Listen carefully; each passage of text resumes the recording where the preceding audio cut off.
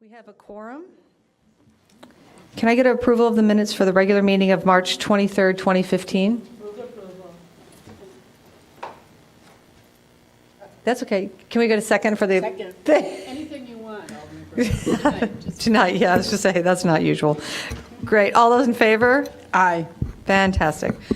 Items for discussion, A1, City of Evanston payroll through March 22nd, 2015, in the amount of $2,619,595.20. Move approval. All those in favor? Aye. A2, fiscal year 2015 City of Evanston bills through April 14th, 2015, in the amount of $4,519,484.79. And credit card activity through February 28th, 2015, in the amount of $115,676.51. I move approval. Second. Alderman Rainey, do you want to have any questions on the bills list? Alderman Grover? There was one that, there was one that just occurred to me as I was looking through today, and it's the one for veterinary services to Blue Pearl, Illinois. And it's 65125, and if we could maybe hold that one for information to the next meeting. I'm on the Animal Control Board, obviously, and I hadn't seen that one. I want to, Okay. So we'll hold that, Maybe it was for the police dog. so my question would unless we be, have a, how many animals? do we have anybody here that would know the answer? Wait a minute, which one is it? The chief is here.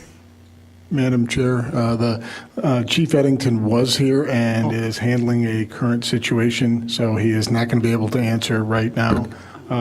If you would like, we can bring it up at full council with a response, and then you can decide if you still want to That's fine. hold it. Can you say the thank you. number again, Alderman Grove, if you don't mind? So I can, on page F, let me which find page it. is it on? Because I'd like to see it on. It was Blue Pearl was the vendor? Pearl, yes.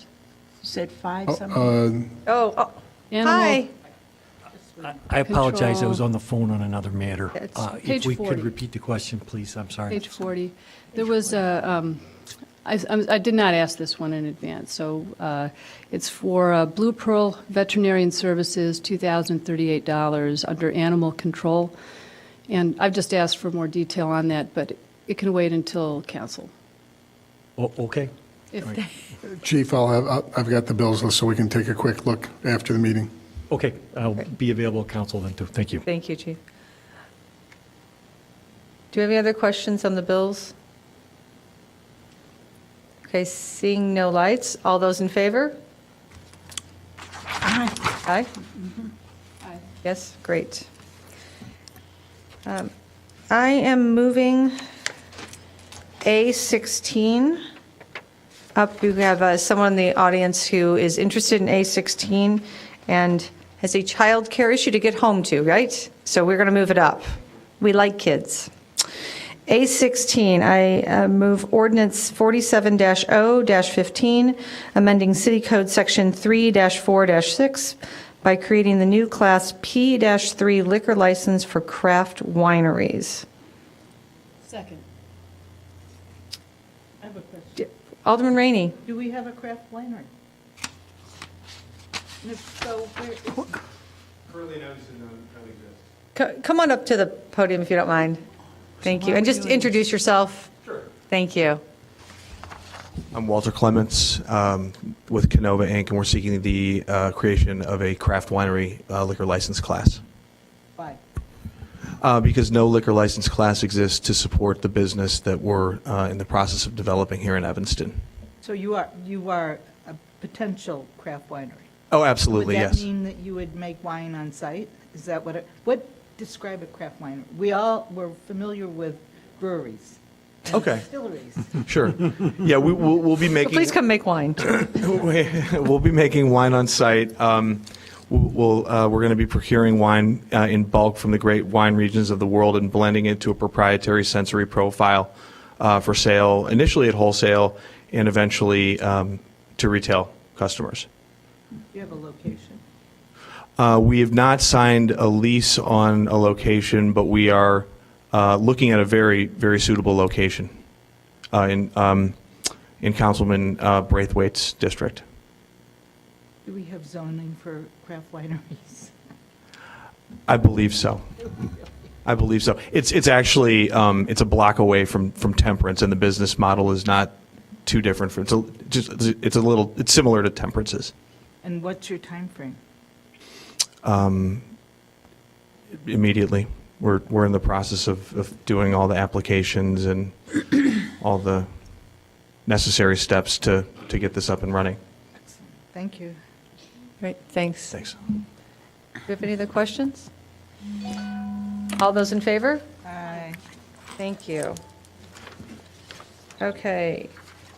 Alderman Rainey, can we have A 3.1? A31 is approval of the contract with Crave LLC to operate concessions at the Evanston Lakefront. They're both mobile ones and permanent ones, so, from Clark Street, to South Boulevard. All those in favor? Aye. Alderman Grover, can I have A 3.2? I move approval of A 3.2, which is approval of the Northeastern Illinois Public Safety Training Academy, NIPSTA, 2015 membership dues in the amount of $23,545. Second. All those in favor? Aye. They need some coffee up here. Something. A 3.3, approval of the engineering services agreement with CDM Smith for the rehabilitation of the water plant 1914 and 1928 Clearwater, RFP 15-20, in the amount not to exceed $76,719. All those in favor? Aye. A 3.4, as you can move approval of contract award to Filato Construction Incorporated for a 2015 animal shelter roof replacement in the amount of $21,100. Second. All those in favor? Aye. Next is approval of the 2015 motor fuel tax resurfacing construction contract with ALAM. This is in the amount of $1,378,359.40. All those in favor? Aye. Thank you. I move A 3.6, which is approval of our purchase of unique paving material, UPM, also known as Cold Patch, from Peter Baker and Son in Lake Bluff in the amount of $50,000. Second. All those in favor? Aye. Aye. Thank you. A 3.7, approval of the contract renewal with CarQuest for auto parts, to execute a final one-year renewal of the purchasing agreement for general auto parts from CarQuest in the amount of $60,000. Second. All those in favor? Aye. Thank you. I move A 3.8, approval of purchase of trees and planting services for spring planting from Suburban Tree Consortium in the amount of $80,524.76. Move approval. I have a question. Oh, I don't- Alderman Holmes. I just saw an article today, Paul, in terms of more of the ash borer. Is it too early for us to know what's happening with any of our trees? There was a big article in the Sun-Times today about it in Chicago. Good evening, Paul D'Agostino, Assistant Director of Public Works. I'm not familiar with the article you're referring to, It's in today's Sun-Times. okay? Can you give me? It just talked about people who are not ready for it. They should be, because it's still coming. And they were, actually, I think they were talking about some of the gardens that have to be, where trees need to be removed again. And as I read it, I thought, oh, is it that time already for, for us to be starting to think about it as well? Well, we've been fighting this insect since 2006. Right. It hasn't gone away yet, and we've reduced our ash population probably by about 2/3 at this point. And we're still marking trees even now Oh, for okay. removal, so. Okay, Okay. thank you. Sure. All those in favor? Aye. Thank you. Is it me? And A4. Okay.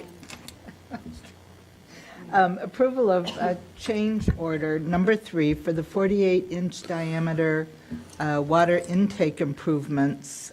This will be with, let's see, this is a change order that we talked about earlier, and it changes the amount from $1,403,122 to $1,444,196.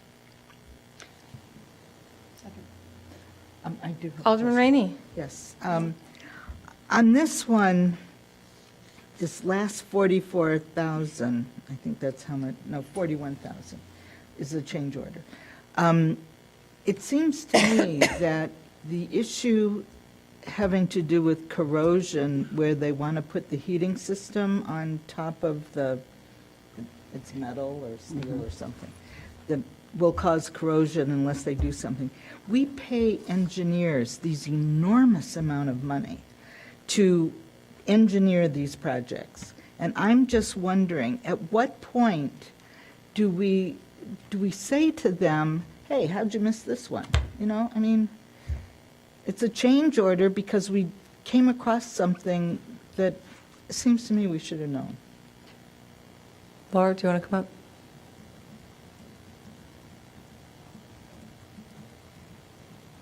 By the way, you do an excellent job explaining things for the know-nothings. You know. Thank you. Laura Biggs, Superintendent of Construction for the Utilities Department. So this is something that probably should have been caught during the design phase. This type of technology is really proprietary, and this issue just had not come up before. But it was something that actually the engineer and the contractor kind of raised simultaneously as soon as they started doing the actual submittals of the materials and looking at the detailed layout. So this is something we would have paid for anyway, and the engineer negotiated with the contractor to get a fair price on it. Well, I mean, yes, we would have had to have dealt with it anyway, but it seems that maybe we could have done it sooner. I'm not sure. It's just a surprise. It seemed to me like the way you reported it, it was a surprise when the divers went down and, you know, maybe not. All right. All those in favor? Aye. Thank you. Alderman Grover, A5? Thank you. A5 is a letter of commitment to Youth Organization Umbrella, YOU, for the Street Outreach Program, so that we can then obtain grant funding for this program. Second. I move that approval, and now it's been seconded. All those in favor? Oh, Alderman Rainey. This is sort of an aside, but related. Do we ever pull together all of the hundreds of people who are working on youth programs in this city to say, how are you doing, how are you doing, how's this all connecting? You know, it brings to mind that the name of this organization is Youth Organization Umbrella, you know, like, and that's what I'm wondering. We hear about this program, the city has this program, you know, everybody in town has a youth program, it seems like. Right. I don't know if that's the case, but it seems that way. So it would be really helpful for me to see some kind of an overview of what's going on and how are they doing. Mr. McCray, I know we've discussed this previously, and part of the reason with the Mental Health Board and CDBG coming together here is looking at that whole overall coordination. And I'm aware that many of the nonprofits that work in different areas meet informally together. I'm not sure if they come formally together. So, Mr. McCray, could you talk to Well, that? they might all know what they're doing, but I don't know. Right, yes, yeah, I don't know if there's, So we can definitely, Joe McCray, Director of Parks, Recreation, Community Services, we can definitely put something together. We can work towards that. You know, you have Cradle to Career, that is a bunch of organizations that are working together collaboratively looking at what each entity does and how we can work together more effectively for the youth's behalf. You have the local area network that still exists, and I don't know that I'm missing anything Fleetwood else. is, Fleetwood, I mean, not Fleetwood, the other one. Family Focus is Yes. always working with youth, I mean, so. And they're involved. that's They're what at I the mean, table. every, Well, the Ys and everything, The Y, yeah. the local area network meets monthly, if I'm not mistaken. well, good, then they should have it all. And they, written you know, down. so, yeah, they really should. But that's part of the whole idea around, behind Cradle to Career, so we can eventually show everyone what they're doing and how they're working, better together. So that is. But I'm in everyone, and I just would like. Okay, now I hear you. I hear If you. someone were to ask me, I wouldn't be able to guide them. Madam Chair. Excellent question, and we have a meeting, I believe we have a partners meeting this Friday. Correct. I'll bring it And up. we will bring it up there, and I will tell them that that's one of the things that the council will be asking. Absolutely. Okay. Mr. Lyons would like to speak? Just Alderman Rainey, would this be something that you also might want to have brought forward to the council on a third Monday when we had the time for a discussion with the whole group? We will schedule it for a third Monday. Thank you, Mr. Lyons. All those in favor? Thank you. All right, A6, Parks and Facilities 2016-2018 Draft Capital Improvement Plan. Staff recommends City Council refer the Park and Facilities Draft Plan to the Parks and Recreation Board for review. Community feedback is encouraged while the plan is in the Park and Recreation, at the Park and Recreation Board. Once the board has reviewed and provided feedback, there will be an additional community engagement component before the plan returns to the City Council in June for discussion. I would move approval of that plan. And to send it to. Yes. Give them permission to go ahead and follow this plan that they've outlined and back to us in June. All those in favor? Aye. Thank you. I move A7, Resolution 41-R-15, authorizing amendment to the TIF construction loan agreement with Evanston North Shore Contractors Cooperative, LLC. Move approval. And do we have a Paul presentation? is out there. Ms. Paul is there. I didn't see in the back, Paul. May we also hear from the Absolutely. Absolutely. Hi, Paul Zalmazak, Senior Economic Development Coordinator. We don't have a formal presentation tonight. John Lineweber and looks like most of the contractors cooperative is here. Can we have you stand up? Please rise. Wow, there's a lot of you. Hi. Thanks for coming out. If the committee is interested, we do have a photo PowerPoint that we can quickly go through. Okay. Yeah. So John, why don't you come on up and step through the PowerPoint?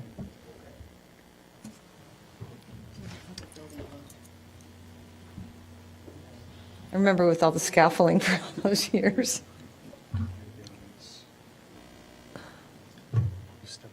This is not a landmark.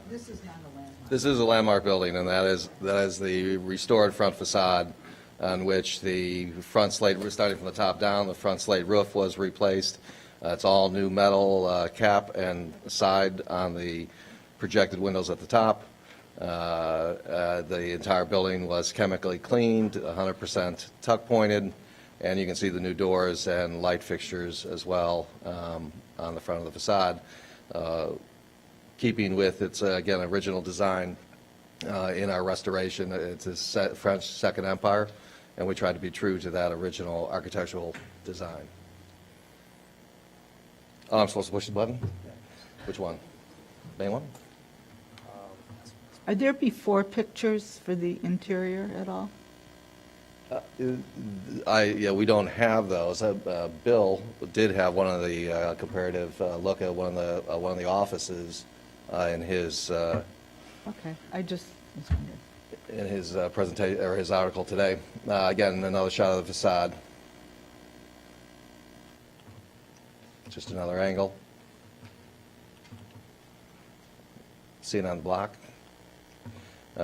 This is one of the offices on the first floor. We had significant difficulties. One of our delays in timing grew out of some hidden structural defects that we were, again, hidden. We were unaware that existed. One was that the exterior walls were, in fact, not structural. They were clay tile, telephone tiles, what it's referred to, while we were assuming normal construction practices would have had them being at least three-course masonry. In addition to that, so that was holding up the second and third floor. In addition to that, we discovered that on the one-story portion there was a 7-inch concrete slab, so exacerbating the situation with the non-structural exterior walls. They were carrying this 7-inch concrete slab. So there was a significant amount of additional modifications that had to be made to enhance the structural integrity of the first floor to that roof. I guess I should begin by saying what is maybe not evident is the entire building was gutted down to the shell. So everything that you're seeing is, for the most part, these walls don't happen to be, but are new. They, of course, were recoated. So there's an office on the first floor where there are 5. Hardwood floors, white oak hardwood floors. Second office on the first floor. A third office on the first floor. Because there are windows only on the back, we did the best we could to borrow light from the space. So although offices on the first floor have borrow light glass panels along with glass, wooden glass doors. Again, you're seeing the hardwood floors put on a diagonal for interest. This is the conference room. Again, still on the first floor. Another look at the conference room, looking out at the offices, seeing the borrowed light again, as well as the lighting. The front of the space has a large reception area, which the photos are in here, which maintain the original French Second Empire style. The back was, the building was originally built as a veterinary, and the back likely was where the animals were kept. And so you see the construction was heavy timbers. These were what had additional timbers had to be added. So as you look at that, you're seeing one existing timber and then a second that we had to add to enhance the structural. But the back, because of the nature of it, we chose to do sort of an industrial tech design, the exposed ductwork, the exposed beams, so again, a fourth office, the kitchen, short the appliances, which arrived today. But it is a full functional kitchen. The space is intended to be used for events as well. Another look at the kitchen. And then the projecting from the front door that you see down the hallway to the mosaic tile details in the kitchen. 2 baths on the first floor, both handicapped accessible. One is right there at the end of the kitchen. The offices then run down the hallway to the front reception room you see at the front door. Another bath, that's the existing stone floor that was with the space. And though it was painted in 3 different colors that had to be stripped and removed and refinished. Another bathroom, again ADA accessible. Looking the hallway from front to back in this case. So now you're looking at the back door and the kitchen at the back of the space. This is the front reception area. Again, the original stone tile and the original fireplace. Structural beams, all these walls had to be rebuilt. The fireplace was covered with paint. It was stripped. The floors, as I mentioned, were covered with paint. They were stripped and refinished. And again, this space will remain as a reception area in its original condition. Now we're on the second floor where offices have been added. Again, this was the section in which this is an addition to the original building. It's now 2-story where it was originally 1. This is the condition in which we found the concrete structure under the floor, sistered and built, and again, white oak hardwood floors. Second office on the second floor, again. John, can you tell, how many square feet did you add to the building? We had an additional 1,000 square feet. 1,000 square feet. Again, this is second floor to the roof deck above, so you're seeing there were 8 skylights, or rather 6 skylights, I believe, added to bring in light to the space, because once again, both side walls, east and west, are surrounded by other buildings, and our only light source, again, is to the north and to the south. Looking at another office across the hall. This is the addition to the space, so where you see the stairs rise, that's to the original portion of the building. So what you're looking at here is entirely new construction from the old roof deck up. Conference room on the rear second floor.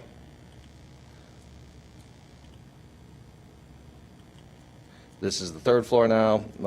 We maintained the original design, though all these walls were gutted and removed and reframed. The original window openings. This is the only original floor we were able to save. Getting artsy with the photographs, sorry. This is the staircase, which was all newly constructed from the second floor connecting to the third floor. Third floor bathroom. Second floor bathroom. Offices on the second floor at the front in the original section of the building. And again, in all cases, all new walls, all new floor treatment, existing window locations. And the door treatment is what's used throughout the first floor as well. Facing north out to the back of the building.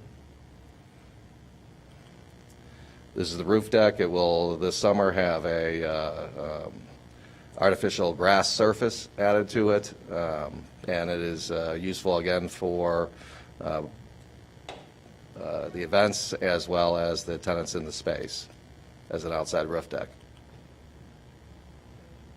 Nice skyline view of the high school in the background.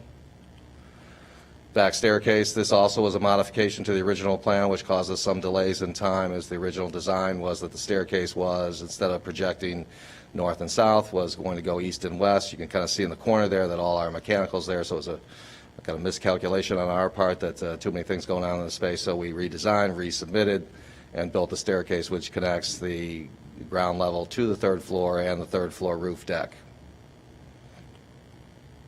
And what you're looking at is the entire addition. So the existing first floor portion of that was part of the original building. The second floor is an entire, is the addition to that first floor structure.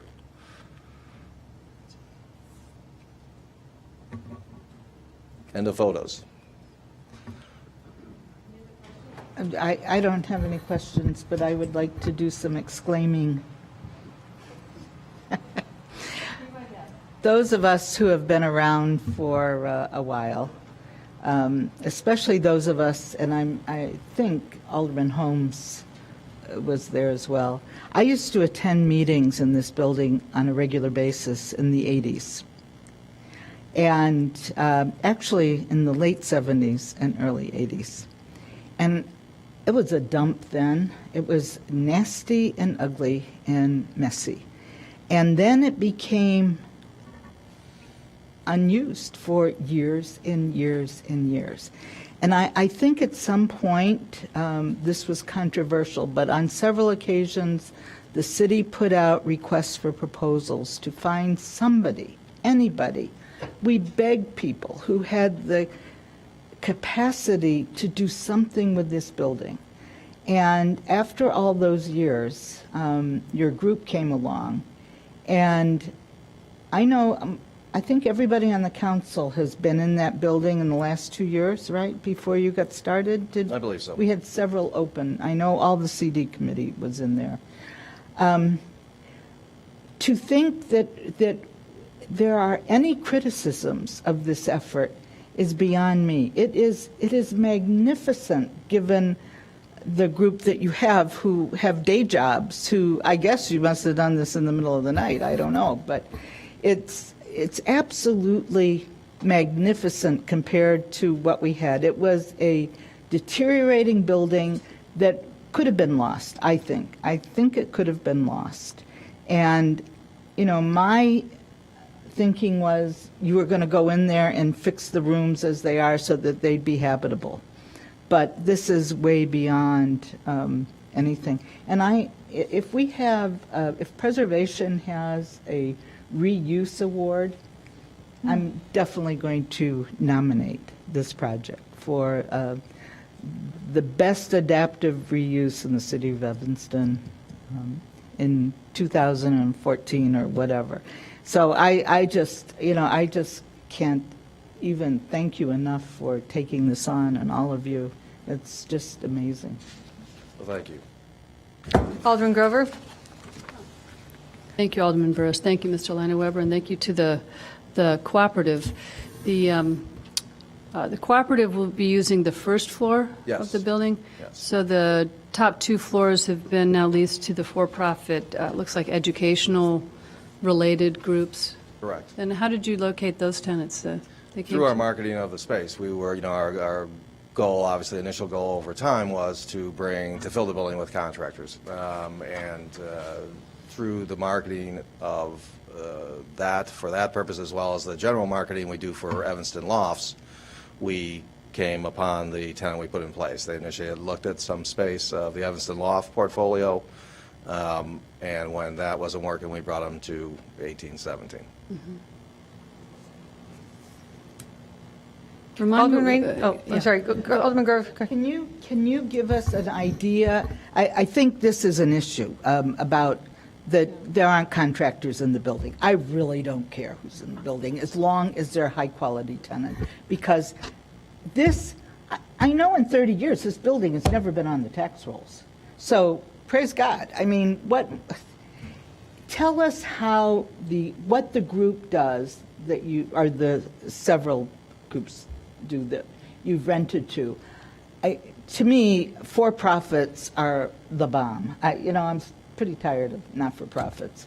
But what do they do, and how do they relate it all to the high school that's right across the street? They do, but... Tell me how. Well, maybe, should I give you some background on how we determined we needed to recalibrate and re-strategize our approach to the building? Well, I did read Paul's report, or Right. whoever report Right. it was, about how, the contractors are busy and what they really need is a place for their tools now that they've built this magnificent place, that they want to be on the first floor, they want to do the design center and, the workshop space.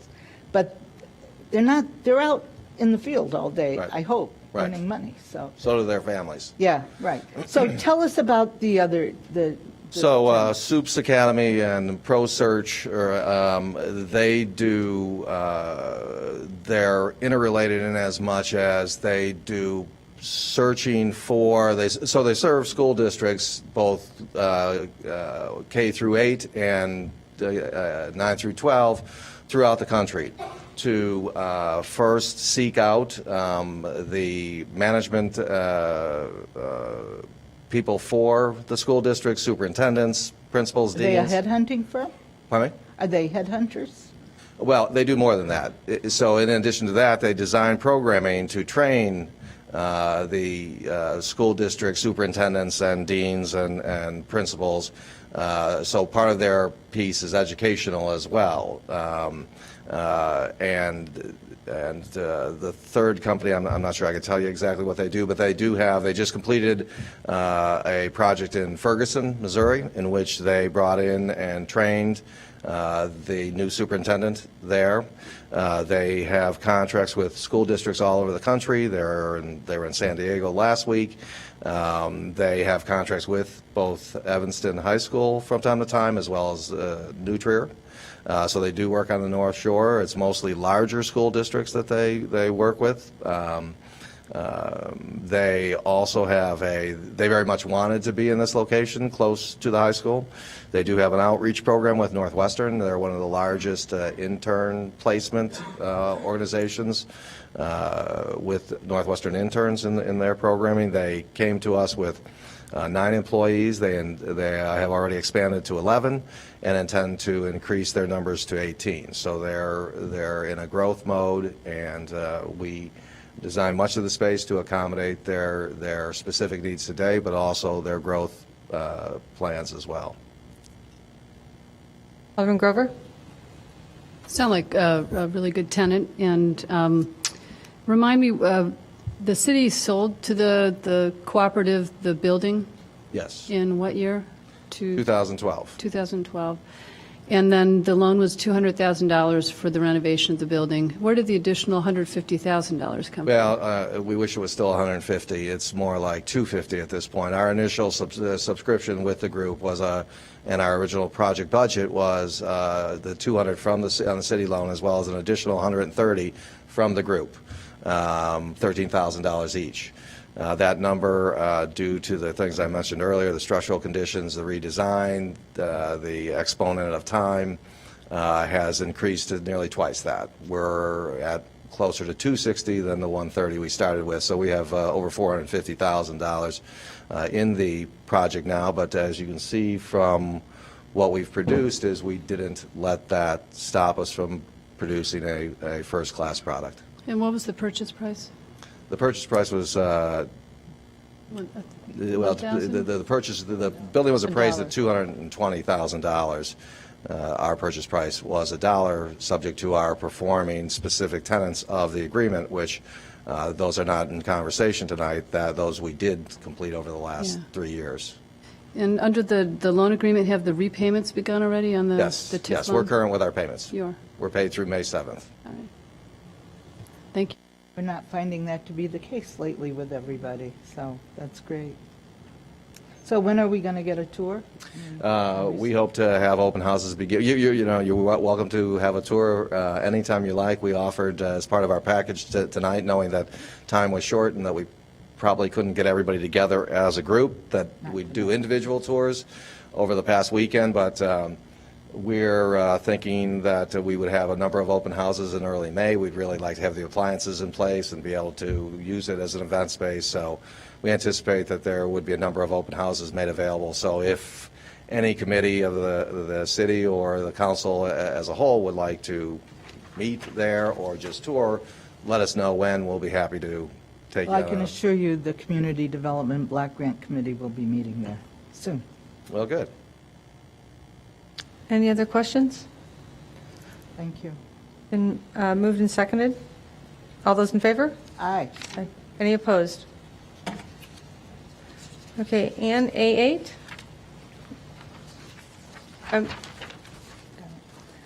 Oh, wait, I want to make sure that we have the vote right. All those in favor Aye. and opposed? You're abstaining? Okay. Well, you have to say why. Well, I am. Well, no, It's the never rule been my says- project. No, you have to either have a conflict of interest. No, I have a conflict of- pecuniary- Or a pecuniary. Well, my interest is that it's not a project that I love the concept. I think it's wonderful. I said that to them in the beginning. It's a great project, but I just never liked the process which it was done. So that's why I'm not going to vote on it. I don't want to vote no against it because I think it's a good project, but you know that, so I don't want to go through that. I kept quiet, so. Okay, I just wanted to make sure that we Okay, have that's it fine. down clearly. Well, can we do it with three from here? Yes. Yes. Sure. You have the votes, always. Thank you. I just wanted to make sure that we did everything by the proper rules. Thank you. I just think A8. we ought to reward creativity and not. I think you're absolutely correct. I have Resolution. I have no problem with the creativity. I think I think that the idea is fantastic. It's just not the idea that I want to support for that particular building. Well, And I we said that waited- in 2012. This is Waited not 20 new. years to have somebody fix it, That's and then right. finally Right. they did. And you figured out a way to do Resolution it. 37, R15, Dempster Street Traffic Signal Modernization and Coordination Project. This has to do with a little bit of an increase. Construction engineering is $1,195,000, which is $273,000 higher than the original estimate, but federal funding will be increased by $238,000. So we're going to go forward with this, and it's a great project. Okay, do we have a second? Second. All those in favor? Aye. I move A9, which is Resolution 39R15, authorizing a right-of-way agreement with Units Private Networks for the installation of dark fiber optic cable to mostly serve District 65 buildings, but to also serve 3 City of Evanston buildings. Second. Sounds ominous. All those in favor? Aye. Aye. A10, ordinance 40-0-15, authorizing the city manager to execute a lease agreement for the city-owned property at 1804 Maple Avenue. Second. I was trying to find the name of the Pharmacan? PharmaCann LLC for the city-owned property at 1804 Maple Avenue. This is a proposed property for medical cannabis dispensary in accordance with Public Act 098-0122. Second. Alderman Grover? Just want to note that under the terms of this lease agreement, that the tenant is responsible for all of the build-out costs for the property, and we'll be building it out essentially to be office space, treatment space. Once For again, Zalmazak? Paul Dispensary Zalmazak, space. Senior Economic Development Coordinator. So they will be using the space for dispensing of medical cannabis. So it'll be medical office is basically how it's treated. And yes, they're responsible for 100% of the build-out cost and property taxes. Alderman Holmes? Does this have any effect? I understand that there's a bill now to extend the pilot project, because this would be a part of the pilot project, and I guess the governor is not in favor of that. So would that be included as part of the lease in terms of that this would actually be over in 2017? So the way that this is written is it's coterminous with the pilot program dates. So if the pilot program were to be terminated at the end of the 2 years, then the lease would expire at that time. Okay, and we don't have to give back anything for the, I just want to make sure that we're covered in terms of, That's right. They are 100% responsible for the okay. build-out. All right. Alderman Rainey? But there's not going to be any medical services provided there. It's going to be like going to Walgreens and getting your prescription filled, right? I don't have the details of how exactly. The recipient will have a card that allows them to receive medical cannabis. So when they go to 1804 Maple, they will receive their, I believe it's 2.5 ounces. I don't recall the exact number. And then they have some period of time before they can come back for more. So it's really the point is, dispensing. it's not a medical office. It's a dispensary where you go and you get your Right, there- prescription filled. Exactly. There'll be pharmacists who are trained in cannabis. But it has to be treated as a medical facility. Right. It's not a recreational Right. pot shop. Absolutely. It's a difference. Thank you for that clarification. All those in favor? Aye. I ask that you move A11, ordinance 44-0-15, decreasing the number of Class C liquor licenses for Agam on Clark's, doing business as Clark's at 720 Clark Street. Second. Alderman Rainey. In the wording in the memo that we received on this and another, the next one, decreasing Giordano's license category, being treated as a quote-unquote housekeeping measure. This is not housekeeping. When you're going to lose a license fee and you're going to lose liquor tax fees, that's an amendment. It's not. It's a serious amendment, and it's not housekeeping. It's not like straightening out something where there's a comma missing or the wrong word or something. So I would like our staff to not use that term when it refers to reducing liquor licenses. Okay, duly noted. All those in favor? Aye. Alderman Rainey, A12. I know.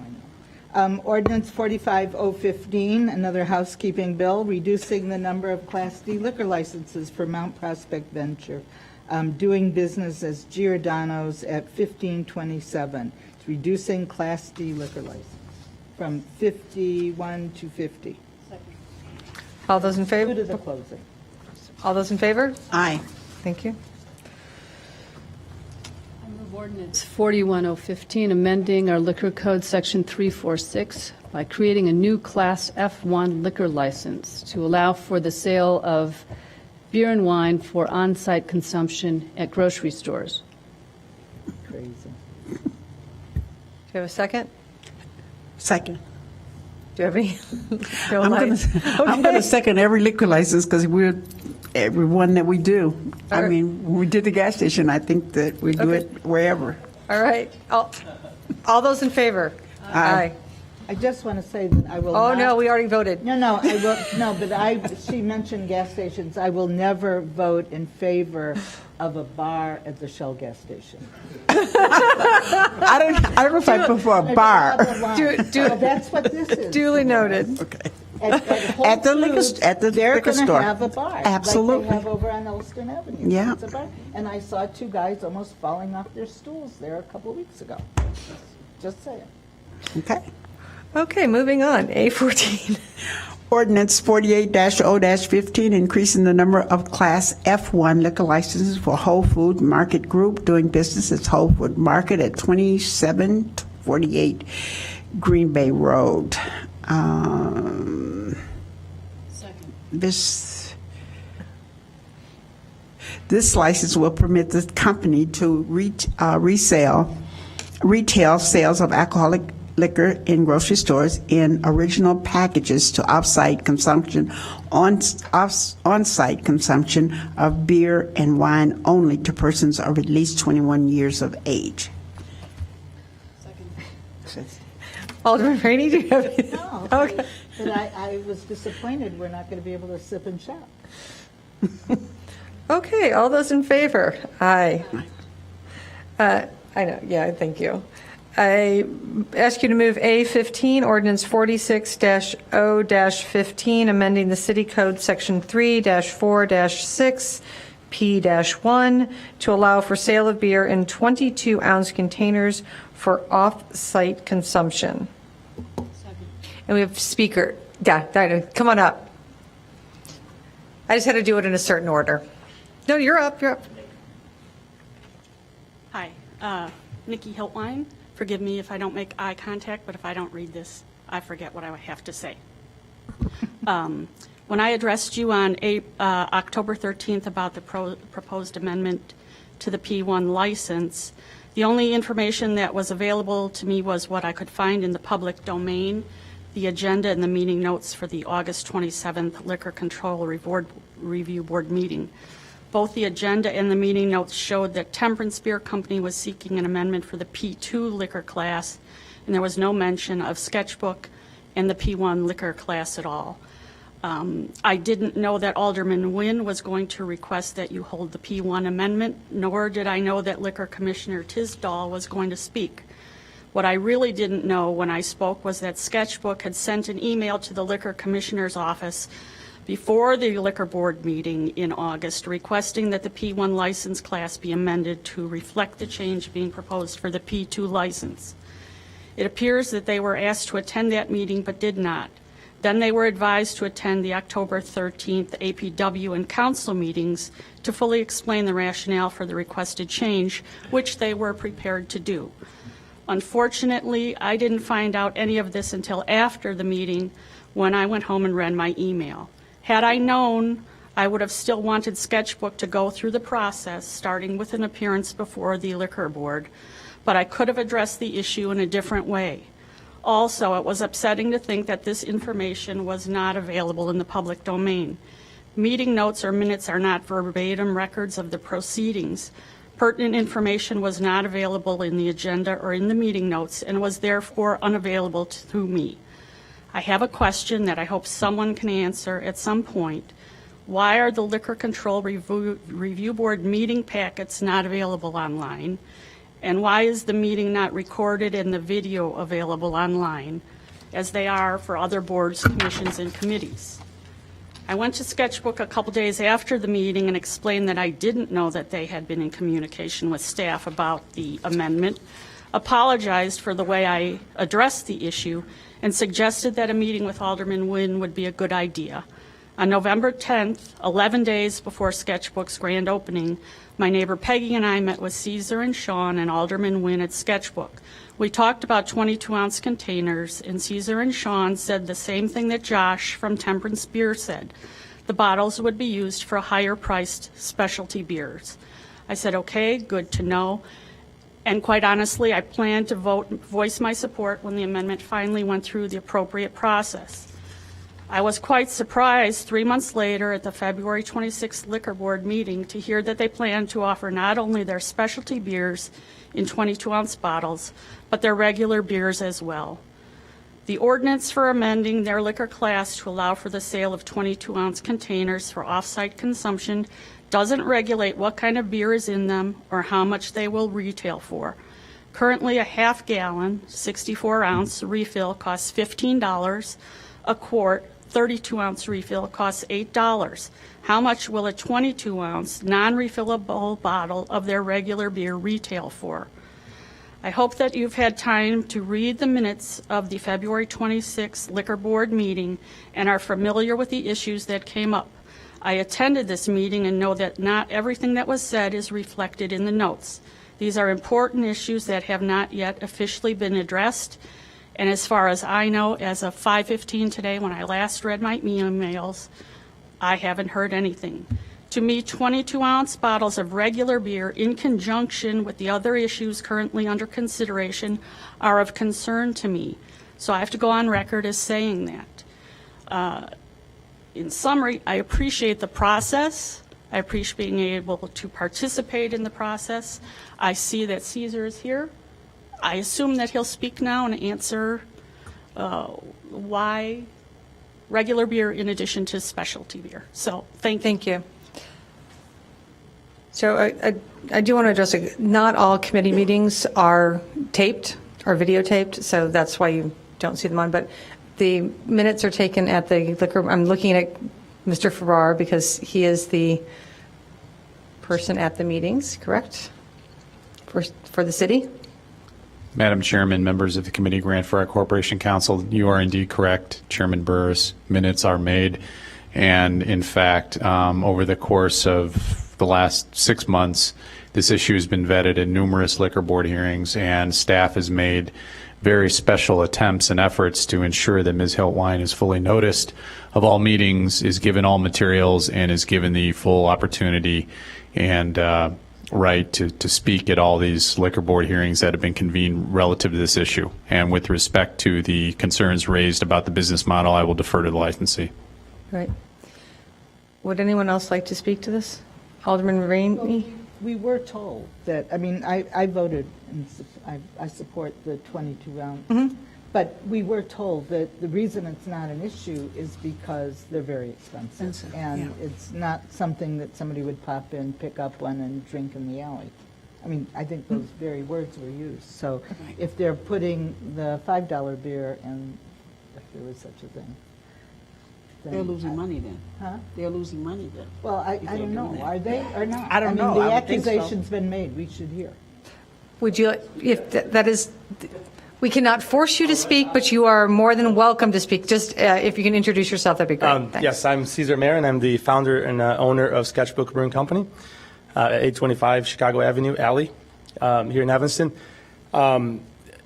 You're all correct. I mean, the intent of We love hearing that. Yeah, we do. the intent of bottling at 22-ounce containers, which is exactly 10 ounces lower than what we currently offer as our smallest bottle, which is 32 ounces, at anywhere from $8 to, what would you like to pay for it? It could be more. I would sell it for twice that anytime.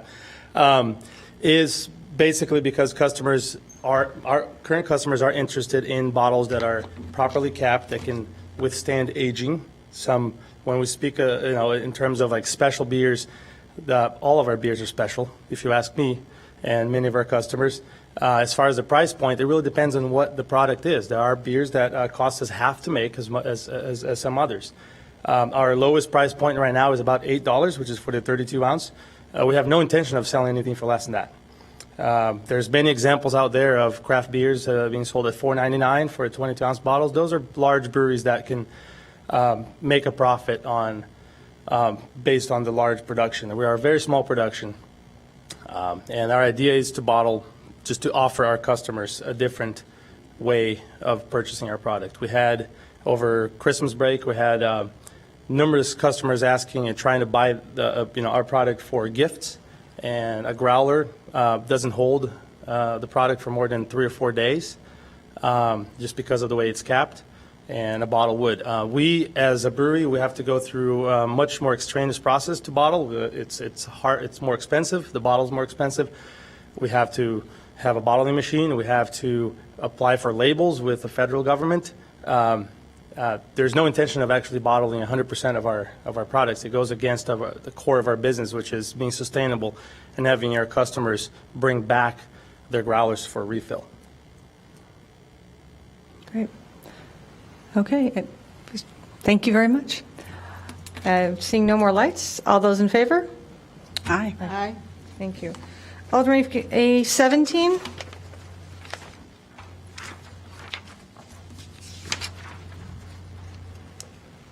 It's ordinance 49015, which amends the code to remove the Evanston Arts Center and add Gibbs Morrison Cultural Center as the authorized city-owned building for special one-day liquor licenses. All those in favor? Wait, is there going to be a bar at Gibbs Morrison? I hope not, but who knows? We sell alcohol everywhere, so I who know, knows? I know. And we Anyway, appreciate you voting seriously, for it. Seriously, it's replacing Yes. one city-owned Yeah. building with another. Great. Alderman Grover, A18. Oh, yeah. All those in favor? Aye. 18 is another ordinance amending the city code to allow the sale of wine at sidewalk cafes at wine shops, Enoteca sidewalk cafes, if that's how you pronounce it. Which applies only, let me see, permit sidewalk cafes at business establishments that operate a wine shop, also known as an Enoteca. Do we have a second?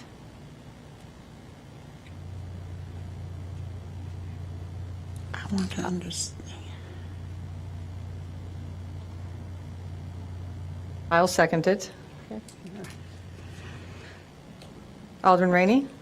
Do you know what it means when the liquor commissioner sends a neutral thing? I don't know if you call it a neutral recommendation or a Miss- neutral thing. Or Mr. Farrar, that'd be so helpful. I thought it was interesting as well.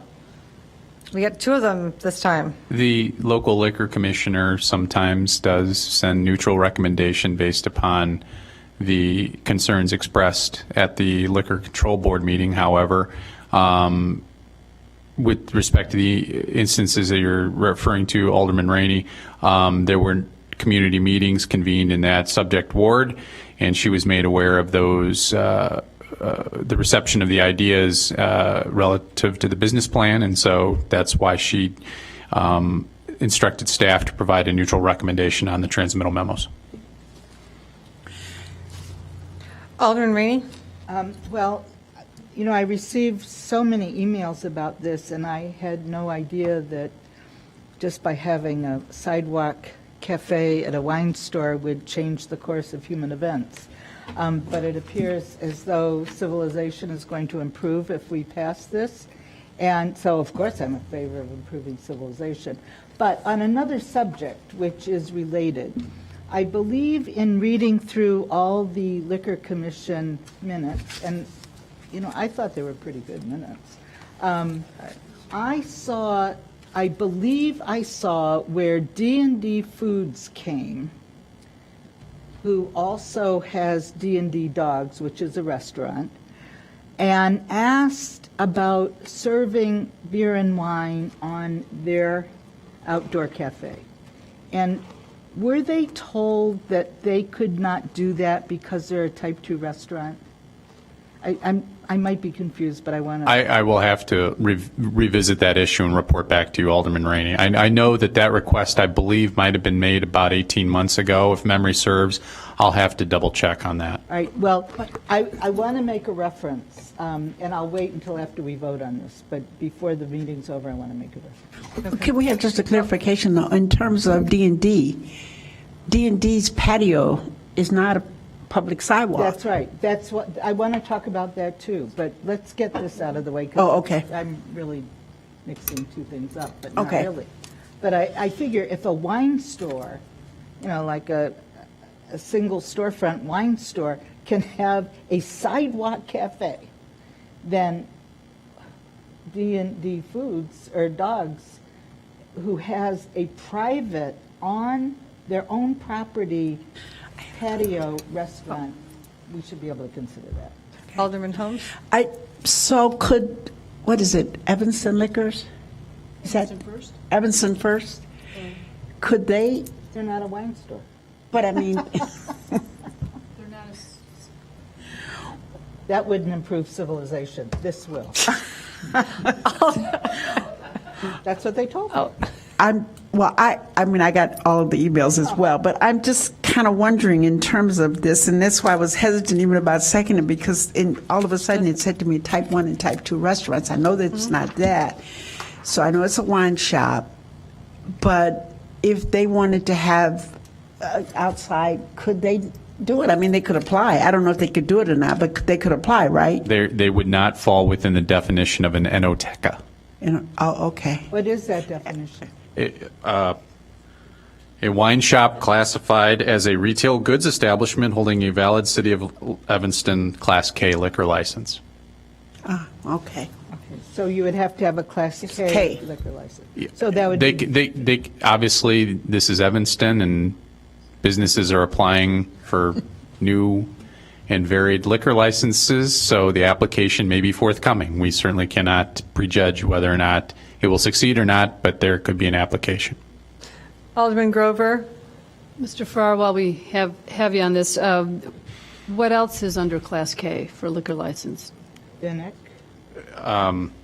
Is it just wine stores? Are liquor stores under a separate license? I guess is my question. Yes. The Evanston First is separate, That's a different Yes. liquor class. All right. because they sell alcoholic liquor, which includes whiskey, spirits. So the Class K would include then Just wine. Vinnick, Lush coming to Central Street, the Sips on Sherman. Sips, Bottle and Bottega, Wine Goddess. Yes, those are the establishments covered by this proposed amendment. So you can sip wine and breathe exhaust all at the same time?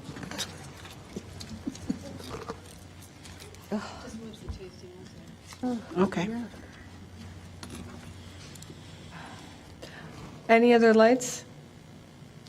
All those in favor? Aye. Opposed? But you have Okay. a reference now, right? Yes. Alderman Rainey? Madam Chair, I would like to make a reference to the Liquor Control Commission to establish, I guess, to get a definitive answer as to whether or not a Type 2 restaurant that has a liquor license may serve alcoholic beverages on their sidewalk cafe. No, on their restaurant cafe, outdoor cafe. It is not on the sidewalk, it's private property. And I don't know if it should make a difference, but in this case, it is private property, D&D Foods. Mr. Farrar, you will bring that to, thank you very much. I do not believe we have any other orders. Oh, yes, Mr. Lyons. Did I miss something? We have no items for discussion. We have no communications. Do you have a motion to adjourn? Move to adjourn. All those in favor? Aye. Fantastic. Thank you. Madam Chair, will this be your last? My last AP&W meeting. I think we should all give Alderman Burke a hand. Yeah. Thank you. Thank you.